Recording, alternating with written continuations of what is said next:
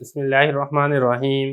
دروس البلاغہ کا الباب الاول فی الخبر والانشاء ہے، سبق نمبر 11 میں خوش آمدید۔ آج کے سبق کے اندر ہم کیفا، اینا، انا، کم اور ایون کے بارے میں پڑھیں گے۔ عبارت دیکھ لیں۔ وَكَيْفَ يُطْلَبُ بِهَا تَعْيِينُ الْحَالِ نَحْوُ كَيْفَ أَنْتَ، وَأَيْنَ يُطْلَبُ بِهَا تَعْيِينُ الْمَكَانِ نَحْوُ أَيْنَ تَذْهَبُ، وَأَنَّ تَكُونُ بِمَعْنَى كَيْفَ نَحْوُ أَنَّ يُحْيِي هَٰذِهِ اللَّهُ بَعْدَ مَوْتِهَا، وَبِمَعْنَى مِنْ أَيْنَ نَحْوُ يَا مَرْيَمُ أَنَّ لَكِ هَٰذَا، وبمعنى متى نحو زر أن شئت، وكم يطلب بها تعيين عدد مبهم نحو كم لبثتم، وأي يطلب بها تمييز أحد المشاركين في أمر يومها نحو أي الفريقين خير مقاما، ويسأل بها عن الزمان والمكان والعدد والعاقل وغيره حسب ما تضاف إليه۔ ترجمہ دیکھ لیں۔ اور کیفا طلب کیا جاتا ہے اس کے ذریعے سے حال کی تعین کو، جیسا کہ کیفا انتا، اور اینا طلب کیا جاتا ہے اس کے ذریعے سے جگہ کی تعین کو، جیسا کہ اینا تذہب، اور انا کبھی تو کیفا کے معنی میں ہوتا ہے، جیسے کہ انا یحیی ہذہ اللہ بعد موتہا، اور یہ اینا کے معنی میں ہوتا ہے جیسے یا مریم انا لکی ہذا، اور یہ متا کے معنی میں ہوتا ہے جیسے کہ زر انا شئتا، اور کم طلب کیا جاتا ہے اس کے ذریعے سے عدد مبہم کی تعین کو، جیسا کہ کم لبثتم، اور ایون طلب کیا جاتا ہے اس میں دو مشارکین میں سے کسی ایک کی تمیز کو جو کہ کسی ایک امر میں شریک ہیں، جیسا کہ ای الفریقین خیر مقاما، اور سوال کیا جاتا ہے اس کے ذریعے سے زمانے کے بارے میں، مکان جگہ کے بارے میں، عدد کے بارے میں، عاقل کے بارے میں، اور اس کے علاوہ کے بارے میں بھی، اسی اعتبار سے جس اعتبار سے اس کی طرف اضافت کی گئی ہے۔ عبارت ہو چکی ہے، ترجمہ ہو چکا ہے، چلتے ہیں اس کی تشریح کی طرف۔ دیکھیں، حروف استفہام کے بارے میں بات چل رہی ہے۔ حروف استفہام کے بارے میں جو 6 حروف ہیں اس کے بارے میں تفصیلی وضاحت ہم گزشتہ 2 سبقوں کے اندر پڑھ چکے ہیں۔ جو باقی 5 حروف ہیں اس کے بارے میں ہم آج کے سبق کے اندر پڑھیں گے۔ تو جو 5 حروف ہیں ان میں سے جو پہلا حرف ہے وہ ہے کیفا۔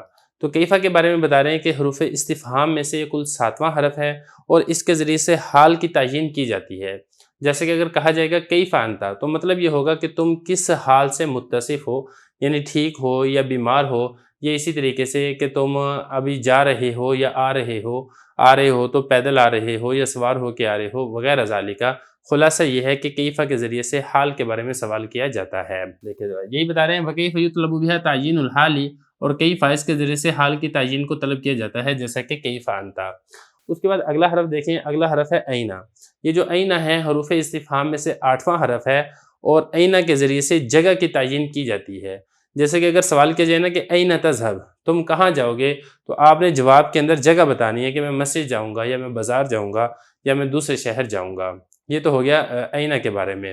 یہ بتا رہے ہیں کہ یہ جو اینا ہے، اینا کے ذریعے سے جگہ کی تعین کی جاتی ہے، طلب کی جاتی ہے، جیسا کہ اینا تذہب، آپ کون سی جگہ جا رہے ہیں۔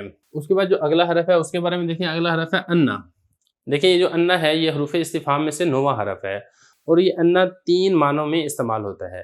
کبھی تو یہ انا کیفا کے معنی میں استعمال ہوتا ہے، لیکن اگر یہ کیفا کے معنی میں استعمال ہو تو پھر اس کے لیے انا کے بعد فعل کا آنا ضروری ہے، چاہے وہ فعل مضارع ہو، جیسا کہ یہ مثال دیا انا یحیی ہذہ اللہ بعد موتہا، یحیی فعل مضارع ہے، اور اسی طریقے سے یہ فعل ماضی بھی ہو سکتا ہے، جیسا کہ قرآن مجید میں آتا ہے فَأْتُوا حَرْثَكُمْ أَنَّا شِئْتُمْ أَيْ عَلَىٰ أَيِّ حَالٍ شِئْتُمْ۔ تو دیکھیں خلاصہ یہ ہے کہ یہ جو انا ہے یہ کیفا کے معنی میں استعمال ہوتا ہے، اور اسی طریقے سے یہ جو انا ہے یہ من اینا کے معنی کے اندر بھی استعمال ہوتا ہے۔ اب یہ من اینا کے معنی میں استعمال ہوتا ہے، اس کی کیا مثال ہے؟ اس کی مثال ہے جیسے کہ بی بی مریم کے بارے میں قرآن مجید کے اندر آتا ہے یا مریم انا لکی ہذا، حضرت زکریا علیہ السلام نے ان سے پوچھا تھا اے مریم کہاں سے، انا یہ جو ہے یہاں پہ من اینا کے معنی میں ہے، یعنی یہ تیرے پاس جو پھل آئے ہیں یہ کس جگہ سے کہاں سے آئے ہیں، یہ دوسرا معنی ہے انا کا۔ اور جو انا کا تیسرا معنی ہے وہ انا تیسرا معنی ہے متا کے معنی میں بھی استعمال ہوتا ہے، جیسے کہ اس کی مثال عرب کا محاورہ ہے زر انا شئتا، تو زیارت کے لیے آ جا، انا شئتا ای متا شئتا، جب تیرا دل چاہے۔ دیکھیں ذرا یہ بتا رہے ہیں کہ جو انا ہے یہ کیفا کے معنی میں ہوتا ہے، جیسے انا یحیی ہذہ اللہ بعد موتہا، اور کبھی من اینا کے معنی میں ہوتا ہے جیسے یا مریم انا لکی ہذا، اور کبھی یہ متا کے معنی میں ہوتا ہے جیسے زر انا شئتا۔ اب اس کے بعد آگے چلیں، اگلا جو حروف استفہام میں سے حرف ہے وہ ہے کم۔ کم یہ حروف استفہام میں سے 10واں حرف ہے، اور اس کے ذریعے سے عدد مبہم کی تعین یہ مطلوب ہوتی ہے، جیسے کہ اس کی مثال ہے کم لبثتم، تم کتنا ٹھہرے ہو، مطلب یہ کہ تم کتنے برس ٹھہرے ہو، یا تم کتنے دن ٹھہرے ہو، یا تم کتنے گھنٹے ٹھہرے ہو۔ تو عدد مبہم کی تعین کے لیے بھی کم استعمال ہوتا ہے، اور اسی طریقے سے بعض اوقات ایسا بھی ہوتا ہے کہ کم کے ذریعے سے عدد مبہم کی تعین مراد نہیں ہوتی ہے، بلکہ صرف ڈانٹنا یہ مقصود ہوتا ہے۔ جیسے کہ قرآن مجید میں اس کی مثال ملتی ہے کما آتیناہم من آیۃ بینہ، کہ ہم نے ان کو کتنی ہی واضح نشانیاں دی تھی۔ تو یہاں پہ عدد مبہم کی تعین کے لیے کم نہیں آ رہا ہے، بلکہ صرف ڈانٹ ڈپٹ پلانے کے لیے آ رہا ہے۔ دیکھیں ذرا، یہ بتا رہے ہیں وَكَمْ يُطْلَبُ بِهَا تَعْيِينُ عَدَدٍ مُبْهَمٍ، اور کبھی کبھی کم اس کے ذریعے سے طلب کی جاتی ہے عدد مبہم کی تعین، جیسا کہ کم لبثتم۔ اس کے بعد اگلا حرف ہے ایون۔ ایون کے بارے میں آپ یہ سمجھیں کہ کوئی ایک ایسا عمومی امر ہوتا ہے جس میں دو چیزیں شریک ہوتی ہیں۔ اب اس عمومی امر میں جو دو چیزیں شریک ہوتی ہیں ان میں سے کسی ایک کی تعین یہ مقصود ہوتی ہے۔ مثال کے طور پہ دو چیزیں یا دو سے زیادہ چیزیں، ان میں سے کسی ایک کی تمیز حاصل کرنے کے لیے یہ ایون کے ذریعے سے سوال کیا جاتا ہے۔ جیسے کہ آتا ہے نا قرآن مجید میں ای الفریقین خیر مقاما واحسن ندیا، کہ دو فریق ہیں، دونوں فریق مرتبہ اور مقام کے اعتبار سے ان میں سے کون سا بہتر ہے۔ تو اب یہاں پہ دیکھیں مقام اور مرتبے کے اندر ایک عمومی چیز ہے جس کے اندر دو فریق شریک ہیں، ان دو فریقوں میں سے ایک کی تعیین کرنا، ایک کی تمیز کرنا یہ مقصود ہوتی ہے۔ دیکھیں ذرا، یہی بتا رہے ہیں کہ جو ایون ہے اس کے ذریعے سے طلب کیا جاتا ہے تمیز کو۔ تمیز طلب کی جاتی ہے، کس کی تمیز طلب کی جاتی ہے؟ مشارک، دو شریک چیزوں میں سے ایک کی تمیز طلب کی جاتی ہے، یعنی دو جو چیزیں ہیں وہ کسی امر یعمھا، کسی عمومی امر کے اندر کے دو چیزیں شریک ہوتی ہیں اور اس دو میں سے ایک کی آپ تمیز اور تعیین کرنا یہ چاہتے ہیں، جیسا کہ ای الفریقین خیر مقاما۔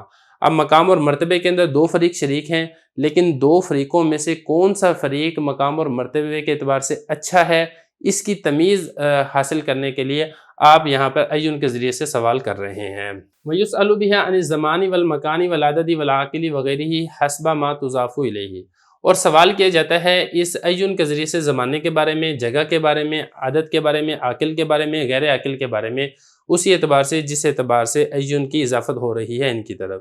دیکھیں ایون جس مقصد کے لیے آتا ہے وہ آپ اوپر پڑھ چکے ہیں کہ ایون احد المشارکین کی تمیز کے لیے آتا ہے، یہ آپ نے پڑھ لیا ہے۔ لیکن بعض اوقات ایسا بھی ہوتا ہے کہ ایون احد المشارکین کی تمیز کے لیے نہیں آتا ہے، بلکہ ایون کے ذریعے سے زمانے کے بارے میں سوال کیا جاتا ہے، یہ جگہ کے بارے میں سوال کر لیا جاتا ہے، عدد کے بارے میں سوال کر لیا جاتا ہے، عاقل کے بارے میں سوال کر لیا جاتا ہے، غیر عاقل کے بارے میں سوال کر لیا جاتا ہے۔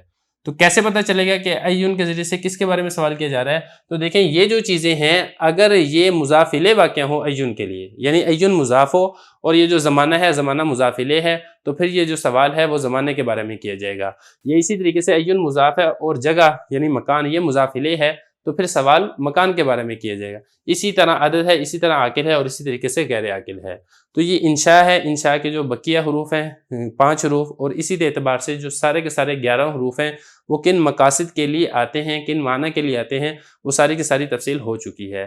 لیکن بعض اوقات ایسا بھی ہوتا ہے کہ جو حروف استفہام ہیں وہ اپنے اصلی معنی سے عدول کر کے منتقل ہو کے کسی اور معنی کے لیے بھی استعمال ہوتے ہیں۔ وہ کون سے معنی کے لیے استعمال ہوتے ہیں وہ ہم انشاءاللہ اسے اگلے سبق کے اندر پڑھیں گے۔